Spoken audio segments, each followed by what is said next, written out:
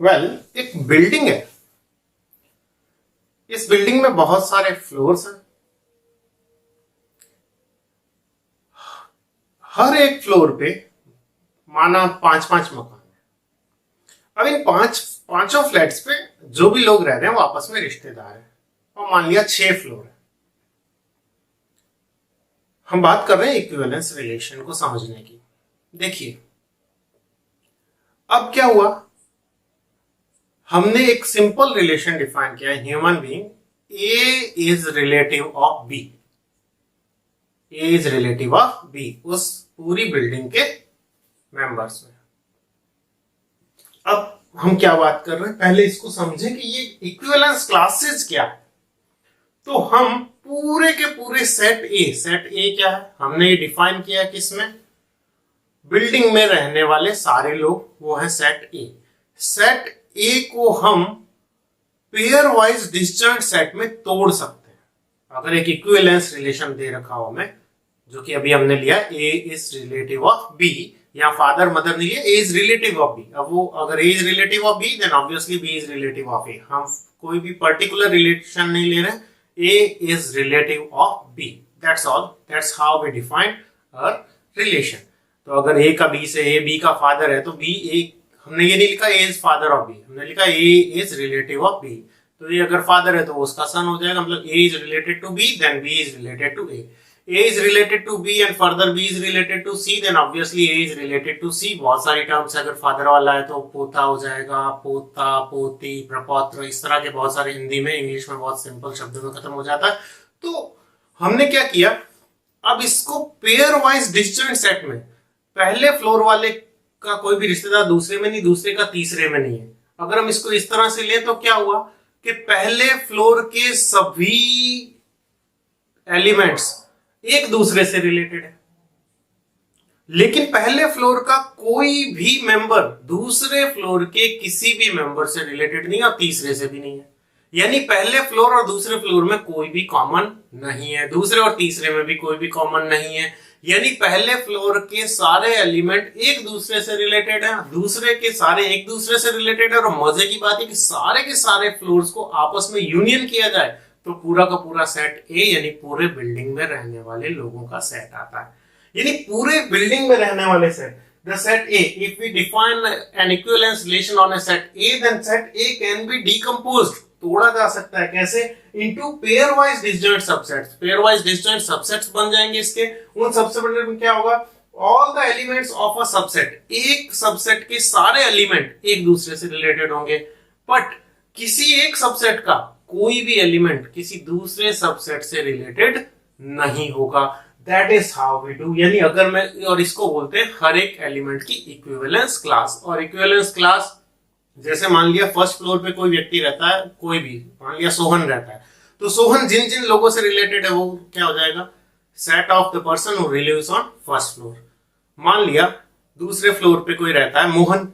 अब मोहन की equivalence class क्या होती है, let's define equivalence class। If R is an equivalence relation on A, then the equivalence class of element A, किसी element A, मान लिया मोहन की equivalence class है, तो equivalence class को लिखने के लिए उस element को स्क्वायर ब्रैकेट में लिखते हैं। मोहन की equivalence class क्या होगी, the equivalence class of Mohan is set of all those elements which are related to Mohan। Mohan comma X must be element of R। Mohan से related सारे elements का, मोहन से रिलेटेड सारे एलिमेंट्स का सेट। तो ऑब्वियसली क्या हो जाएगा, मान लिया मोहन फर्स्ट फ्लोर पे, तो X such that X lives on first floor, ये आ गया। अब सोहन मान लिया दूसरी बिल्डिंग में, सोहन दूसरे माले पे, तो सोहन की इक्विवेलेंस क्लास क्या होगी, all those elements which are related to Sohan, और वो क्या हो जाएगा, Y such that Y on second floor. अब फाइनली आप देखिए जो फर्स्ट फ्लोर में रहते हैं वो आपस में सब रिलेटिव है, लेकिन फर्स्ट फ्लोर वाले किसी का भी रिलेटिव सेकंड में नहीं और सेकंड का किसी भी रिलेटिव फर्स्ट में नहीं है। इस तरह से pairwise disjoint, the set A decomposes into pairwise disjoint subset, all the elements of the subset are related to each other. ये सारे फर्स्ट फ्लोर में रहने वाले जितने भी वो आपस में रिलेटेड होंगे एक दूसरे से, but no element of a subset, किसी एक फ्लोर वाला इस दूसरे वाले से is related to any element of any other subset. और इन सब का यूनियन लेने पे डिकम्पोज किया ए को टुकड़ों में और वापस यूनियन लेने पे पूरा क्या मिल जाता ए, यही बात है।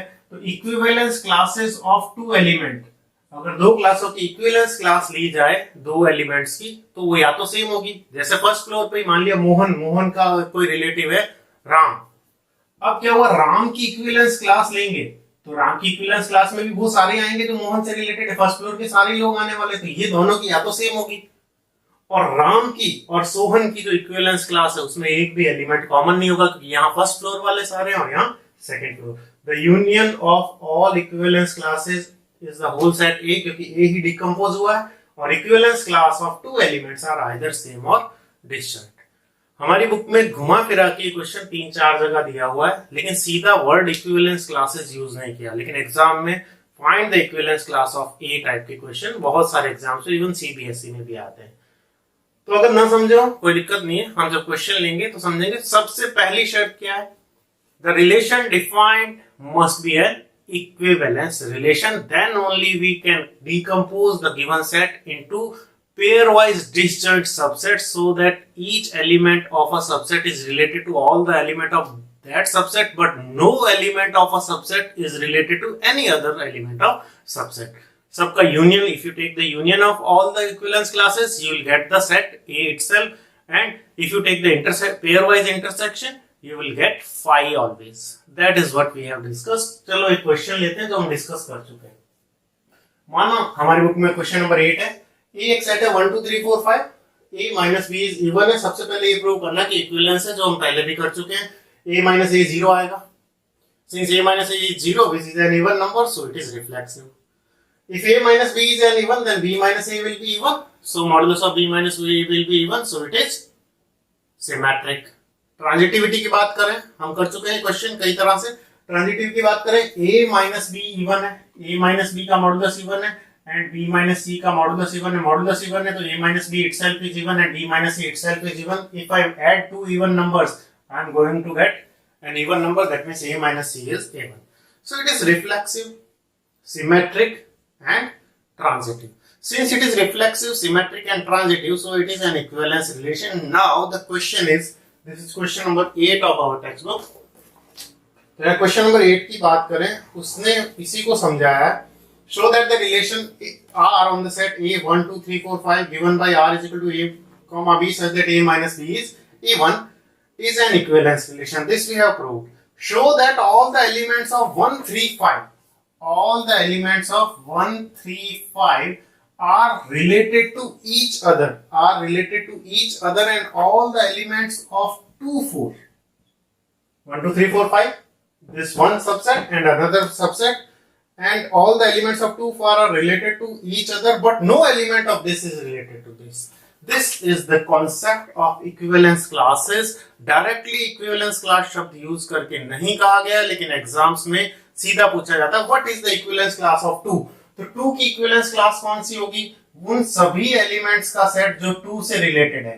कौन सा ऐसा नंबर लूं जिसको 2 में से सब्ट्रैक्ट करने पे या जिसमें से 2 को सब्ट्रैक्ट करने पे इवन आए। तो 2 का डिफरेंस किसके साथ इवन आएगा, एक तो 2 के साथ। क्यों, क्योंकि रिफ्लेक्सिव तो है ही, खुद का खुद के साथ तो रिलेशन होना ही है। सिमेट्रिक भी अगर 2 में से 4 सब्ट्रैक्ट करोगे तो 4 में से 2 सब्ट्रैक्ट करने पे भी इवन आएगा, तो 2 and 4। और अगर आप इक्विवेलेंस क्लास ऑफ 1 की बात करें तो 1 की इक्विवेलेंस क्लास मतलब क्या हुआ, set of all those element by definition which is related to 1। माना हुआ x 1, x is element of R। अब बताओ 1 से कौन कौन रिलेटेड है, ऐसे कौन कौन से नंबर है जिसका 1 से जो डिफरेंस है वो इवन है। 1 minus 1 इवन है, 1 minus 2 इवन नहीं है, 1 minus 3 इवन है, मतलब 1 3 से रिलेटेड होगा। 1 minus 4 is 3, that is not an even number। 1 minus 5, तो आप देख सकते हैं। अब इसमें सीधा कैसे लिखेंगे answer, here we know that the difference of two even number is always even। दो इवन नंबर का डिफरेंस हमेशा इवन आता है, ऑड और इवन का डिफरेंस कभी इवन नहीं आ सकता। या तो दोनों इवन नंबर का डिफरेंस इवन आएगा, दो ऑड नंबर्स का डिफरेंस भी इवन होता है। That is the most important thing, जो 6 7 8 में बार बार पढ़ते थे, फिल इन द ब्लैंक्स, हमें लगता था क्यों पढ़ रहे हैं, यहां पर आगे समझ में आता है क्यों पढ़ते हैं। देखो, दो ऑड नंबर के बीच में डिफरेंस हमेशा क्या होगा, एक इवन नंबर। 3 5 7 9 तो डिफरेंस लोगे तो दो दो का डिफरेंस आ रहा है, यानी कोई भी दो ऑड नंबर लेंगे difference will always be an even number, और इवन नंबर के बीच का डिफरेंस तो इवन रहना ही है। इसका मतलब अंडर द गिवन रिलेशन के दो का डिफरेंस इवन हो, क्या होगा, all the even number of this sets are related to even number only. That means 2 will be, if I talk about 1 is an odd number, so it will be related to all the odd numbers here, that is 1, 3 and 5, and this is known as the equivalence class of the element 1. Now if I try to find the equivalence class of 2 से कौन कौन related है, 2 है itself, 4 है, सारे even number इससे related होंगे। 3 से कौन होंगे, 3 से रिलेटेड कौन कौन है देखते हैं इस रिलेशन में, कि डिफरेंस इवन आना चाहिए, तो सारे ऑड नंबर जो इसमें 1, 3 एंड 5। फिर 4 से रिलेटेड कौन होंगे, 4 की इक्विवेलेंस क्लास, तो क्या होंगे, 4 से रिलेटेड होंगे सारे even number, that is 2 and 4। 5 सबकी इक्विवेलेंस क्लास लिख के देख लेते हैं। 5 से रिलेटेड होगा 1 होगा, 3 होगा, 5। अब किन्हीं भी दो एलिमेंट्स की इक्विवेलेंस क्लास या तो सेम होगी, 1, 3 एंड 5 की equivalence classes of two elements either same और डिफरेंट, और अगर इनकी बात करें जिसमें एक भी कॉमन नहीं होगा, यही बात हमने शुरू की थी। This is how we understand equivalence classes. इसी तरह से इन सब का, जैसे इक्विवेलेंस क्लास 1 की और 2 की, 3 की सेम आ गई, 4 की सेम आ गई, 4 की सेम है ये 2 वाली और 3 की। अगर इन सब का यूनियन लिया जाए तो सारे एलिमेंट आ जाएंगे 1, 2, 3, 4, 5, 1, 2, 3, 4, 5। So A can be decomposed into pairwise disjoint subset. All the elements of a subset are related to each other, but no element of one set is related to any other subset. 1 का 3 से, 3 का 5 से, सबका आपस में, इनका सबका आपस में, लेकिन किसी का इसका इससे भी सेम है, या तो इसका इससे होगा ही नहीं, और इसमें से किसी भी एलिमेंट का इससे नहीं होगा। This is how we do equivalence classes. और इक्विवेलेंस क्लासेस पे क्वेश्चन है हमारी बुक में, in the XY plane, in the XY plane a relation R is defined as L1, L2 is element of L1 R if L1 is parallel to L2। दो lines आपस में parallel है, ये है question number XY plane में, question number 14 इन XY plane. अब XY plane का नाम क्यों लिया उसको समझते हैं लास्ट में, क्योंकि इसने पूछा कि show that R is an equivalence relation, find the set of all lines related to the line y is equal to 3x plus 4। y is equal to 3x plus 4 से रिलेटेड सारी lines का set बताएं, मतलब कब मिला के इसके parallel कितनी लाइंस हैं उनका सेट, और इसके पैरेलल जो भी लाइन है वो इससे रिलेटेड होगी। अब इससे रिलेटेड लाइंस के सेट को इस लाइन की इक्विवेलेंस क्लास कहते हैं। इसने डायरेक्ट नहीं पूछा find the equivalence class of the line y is equal to 2x 3x plus 4, क्या पूछा, उन सभी लाइनों का सेट बताइए, उन सभी लाइनें बताइए जो इससे रिलेटेड है। लेट्स सी, सबसे पहले इक्विवेलेंस प्रूव करते हैं। कैसे प्रूव करें, सबसे पहले बात करें, late Li is any element of a line in XY plane, then we know that every line is parallel to itself, that is Li is parallel to Li for every Li is element of L, so L is reflexive। हम बात कर चुके हैं इसकी, symmetric भी है क्यों, if L1 is related to L2 that is L1 is parallel to L2, that can be written as L2 is parallel to L1, that means L2 is related to L1। Since L1 related to L2 gives L2 related L1, so this R is symmetric। Now transitive, L1 is related to L2 and L2 is related to L3, that means L1 is parallel to L2 and L2 is parallel to L3, that means तीनों parallel है, L1 is parallel to L2 is parallel to L3, that will simply give me L1 is parallel to L3, that is L1 is related to L3। so L1 का L2 से और L2 का L3 से होने पे L1 का सीधा L3 से रिलेशन है, इसलिए कैसा है, ट्रांजिटिव है। Since it is reflexive symmetric and transitive, step by step हम पूरा लिखेंगे सॉल्यूशन। अब क्योंकि reflexive symmetric transitive so it is an equivalence relation. Last में पूछा जाते जाते क्या, find all the lines in X Y plane which are related to this. ऐसी कौन सी लाइंस हैं जो इस लाइन के पैरेलल है? L1 must be parallel to L2 if L1 is related to L2। तो पैरेलल लाइन का सीधी सी बात है, slope will be same, only the constant will be changed. हमने 11th में पढ़ा था अगर कोई भी दो लाइंस हैं, चार लाइंस है, पैरेलल कब होंगी? जब उनका स्लोप सेम हो। तो हम इसके पैरेलल लाइंस क्या लिखेंगे? द सेट ऑफ लाइंस, यानी सीधी सी बात है y is equal to 3x plus 4 if this is particular line L। तो इसकी इक्विवेलेंस क्लास क्या हो जाएगी?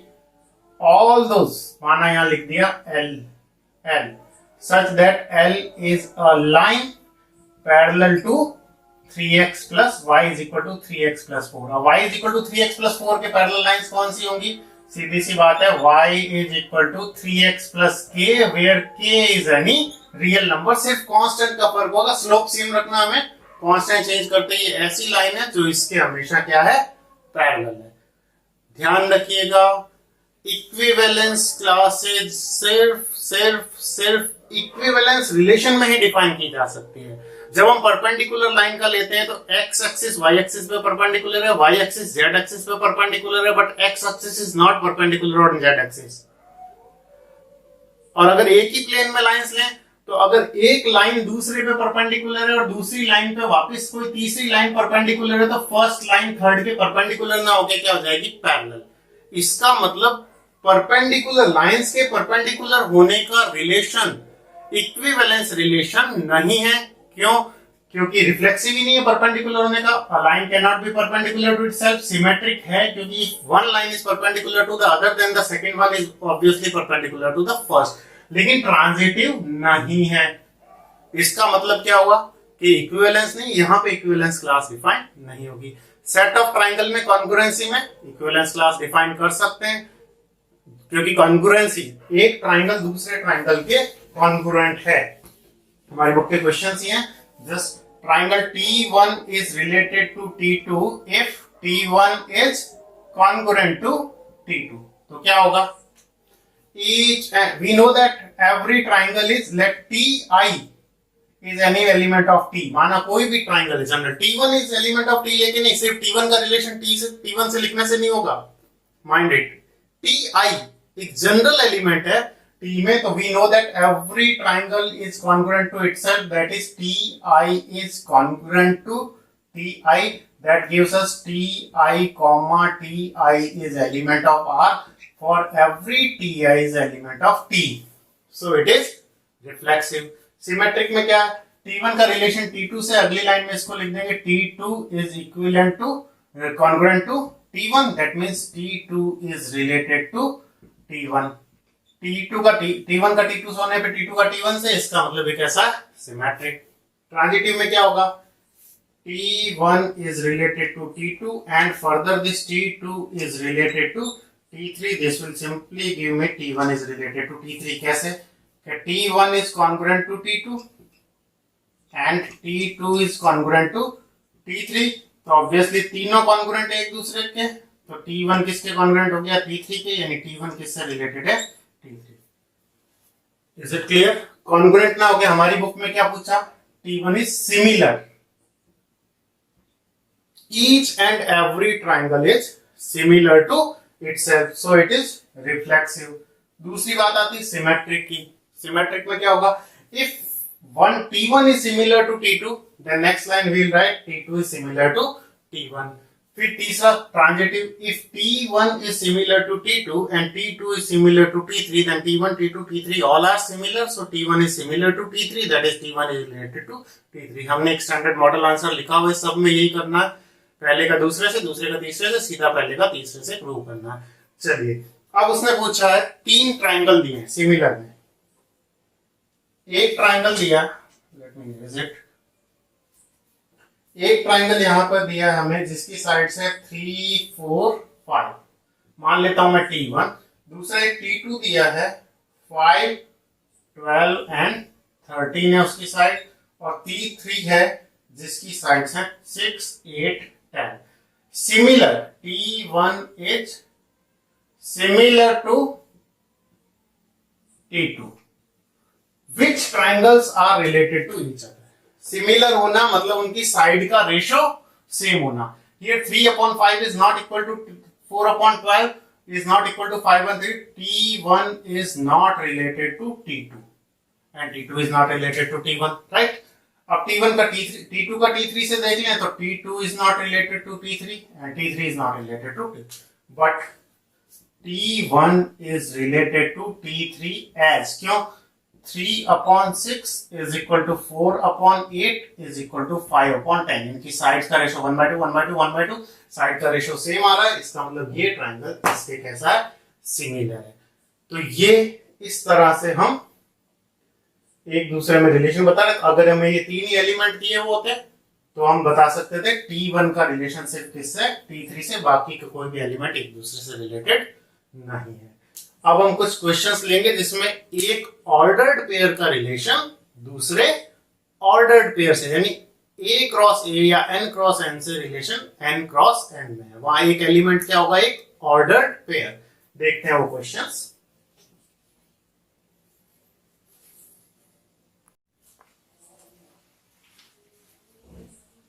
तो यहां पर हमारे पास एक क्वेश्चन है जिससे हम बहुत सारे क्वेश्चन इसी तरह के डिस्कस करेंगे मिलते जुलते, जो कि बोर्ड में कई बार पूछे गए.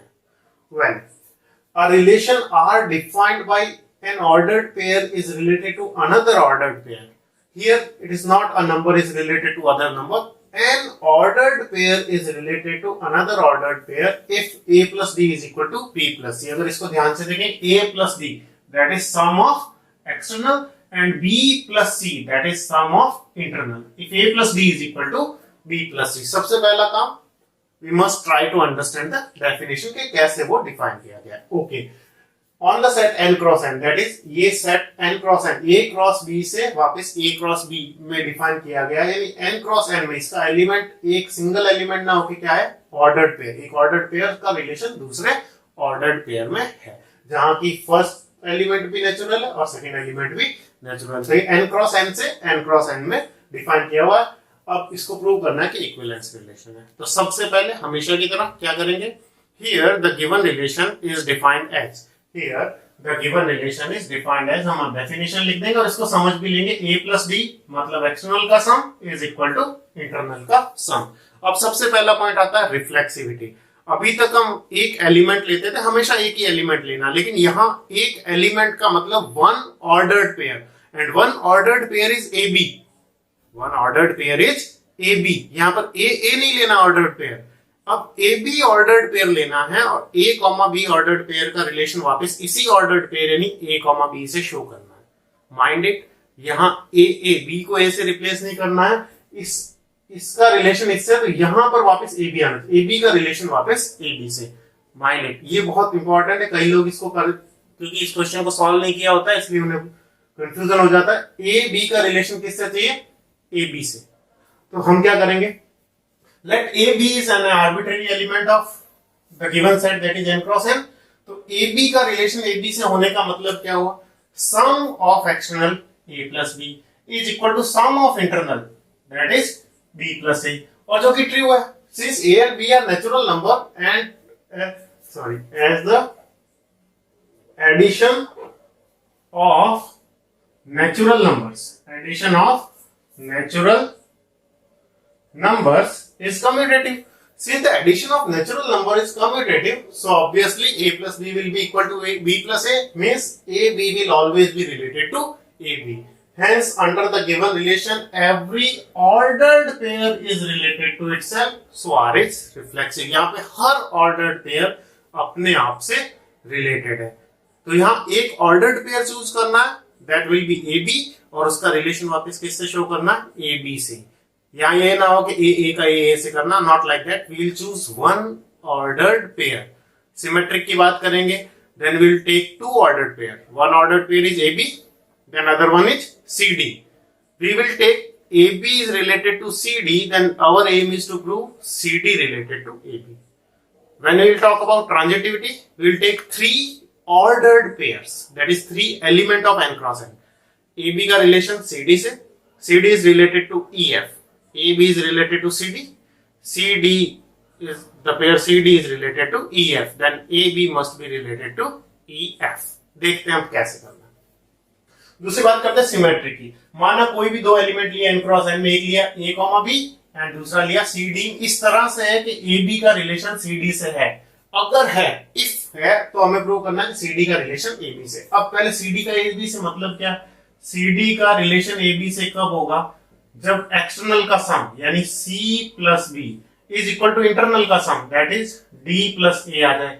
C plus B is equal to D plus A लाना है और आएगा ही. AB का रिलेशन CD से by definition A plus B is equal to B plus C, A plus B is equal to B plus C. अब अगले step में कुछ नहीं करना है, सिर्फ लेफ्ट हैंड साइड को राइट हैंड साइड में और राइट हैंड साइड को लेफ्ट हैंड साइड में शिफ्ट करना है. So B plus C will come this side and A plus D will be this side. And next step में क्या करना है? कम्यूट कर देना, क्योंकि the addition of natural number is commutative. तो we can write B plus C as C plus B, क्योंकि हमें चाहिए C plus B is equal to D plus A. तो हमने क्या किया? C plus B is equal to A plus B. Commute कर दिया order and that gives us CD is related to AB, क्योंकि CD रिलेटेड AB मतलब जब भी C plus B is equal to D plus A, the sum of external is equal to sum of internal. Since AB related to CD implies this, AB related to CD is implying that CD is related to AB, so R is symmetric.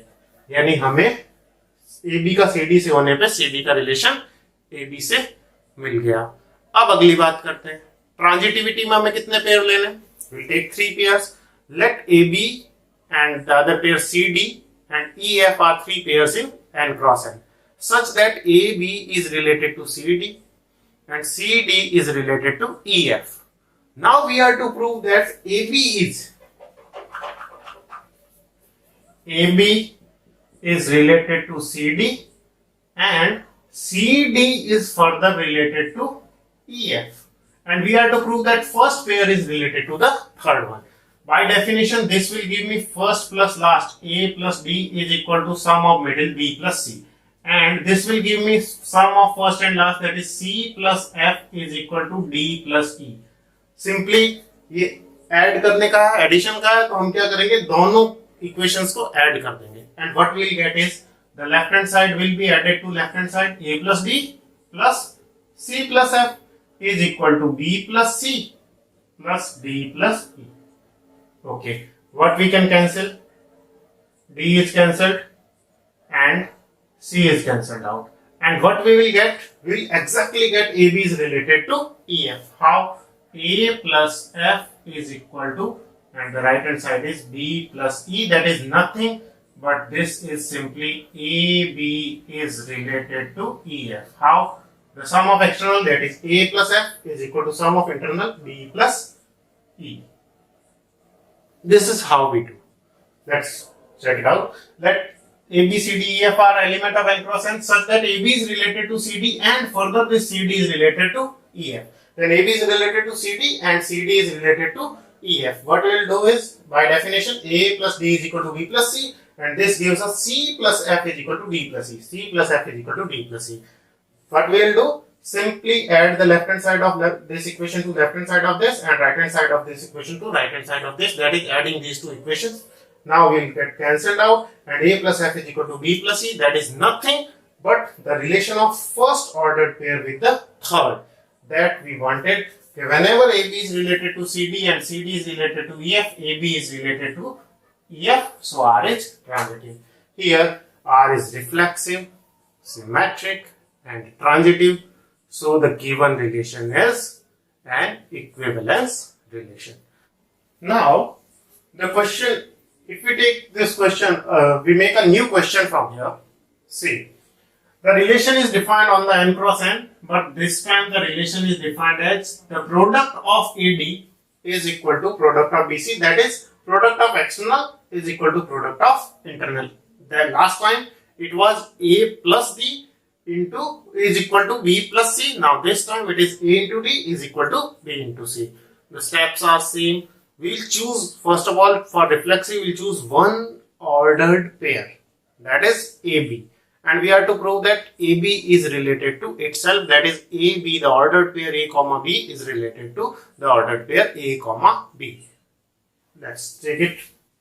So let AB is any arbitrary element of, first of all the relation is defined as A into D is equal to B into C. We take an arbitrary element AB and we have to prove that AB is related to AB. Now this time AB is equal to BA, which is true as multiplication. Multiplication of natural number is always commutative. So A into B will obviously be equal to B into A. By definition, first into last, that is AB is equal to this into this equal to BA. So every ordered pair is related to itself. So R is reflexive. Now for symmetricity, what we need to do? Same. If AB is related to CD, then we are to prove that CD is related to AB. And what steps we will do? The same. First of all, by definition, product of external AD is equal to BC. Now what we will do? We will reverse. Left hand side will be taken to right hand side and right hand side will be taken to left hand side. Now what is next? We will commute. CB is equal to DA. That simply gives us CD is related to AB.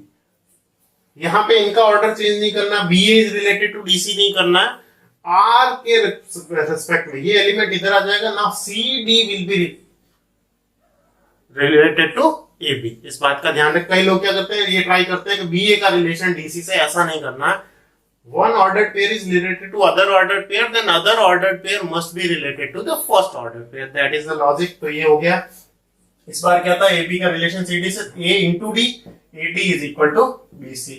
तो इससे अब BC is equal to AD, left hand को right hand में लिख दिया, right hand को left hand में, फिर ऑर्डर चेंज कर दिया. CB is equal to DA, that is CD is related to AB. So since AB is related to CD gives us CD is related to AB, hence it is symmetric. What we will do with transitivity? Last time हमने क्या किया था, जब ये relation आए तो इन दोनों relations को क्या किया, ऐड किया. अब ऐड ना करके क्या कर देंगे, मल्टीप्लाई. तो दैट इज सिंपली हियर, माना AB का रिलेशन CD से और CD का रिलेशन EF से है, तो AB का CD से और CD का EF से, इसका मतलब AD is equal to BC. Product of external is equal to product of internal. This will give product of external CF is equal to DE. C into F is equal to D into E. अब क्या करना है, दोनों को multiply करना है. सो AD into CF, AD into CF is equal to BC into DE. Now क्या क्या कैंसिल हो रहा है, C और D नहीं बचेगा, D will be cancelled out, C will be cancelled out. AF is equal to B. That simply gives us AF is equal to B. That is AB is related to EF. तो सम वाले question में transitivity के लिए क्या किया, दोनों terms का सम कर दिया. हमारे पास दो थे, AB का रिलेशन CD से और CD का EF से. प्रोडक्ट वाले में क्या किया, प्रोडक्ट कर दिया. अब नेक्स्ट क्या है, नेक्स्ट देखिए, इसी क्वेश्चन को चेंज ऐसे किया. तीसरा ऑप्शन इसमें ये था, AD फर्स्ट का लास्ट से प्रोडक्ट और बचे हुए दोनों का sum B plus C is equal to BC into A plus B. आपको ये सारे सॉल्यूशन डिस्क्रिप्शन में PDF फाइल मिल जाएगी. वेल, अब ये कैसे हुआ, सीधा सा है, first into last into B plus C is equal to this into this. इस बार ये इंटू ये प्लस, यहां पर ये इंटू में और ये प्लस में. Same steps. सबसे पहले the relation is defined as, now the definition of relation is like this. How? The product of external into B plus C is equal to product of external BC into A plus D. कैसे करना है आगे, वही AB का relation AB से prove करना है. वो ट्रू है या नहीं देखते हैं. AB का रिलेशन AB से इस डेफिनेशन के हिसाब से first into last, that is AB into this plus this, B plus A is equal to क्या आएगा, BA this into this and A plus B. By definition first plus last. यहां पर जो प्लस में था वो यहां इंटू में आ गया और यहां पे जो इंटू में था वो प्लस में हो गया. अब सीधी सी बात है, ये और ये इक्वल है. क्यों, क्योंकि which is true as multiplication and addition of natural number is commutative. AB can be written as B and B plus A can be written as A plus B. So this is obviously whatever AB you take, this will always be equal to this. That means AB will always be related to AB. So under the given relation, every ordered pair is related to itself. So it is reflexive. Symmetric में क्या करना? If one ordered pair is related to another ordered pair, then the second ordered pair must be related to first. देखते हैं कैसे? तो यहां पर AB का रिलेशन किससे है? CD से, और हमें प्रूव करना है CD का रिलेशन वापस AB से. तो bye definition A into D into B plus C is equal to BC into A plus B as per definition. Again, same steps. Left hand will go to right hand side and right hand side will go to left hand side. So it will be written as BC into A plus D is equal to AD into B plus C. Now what we'll do? We will commute it.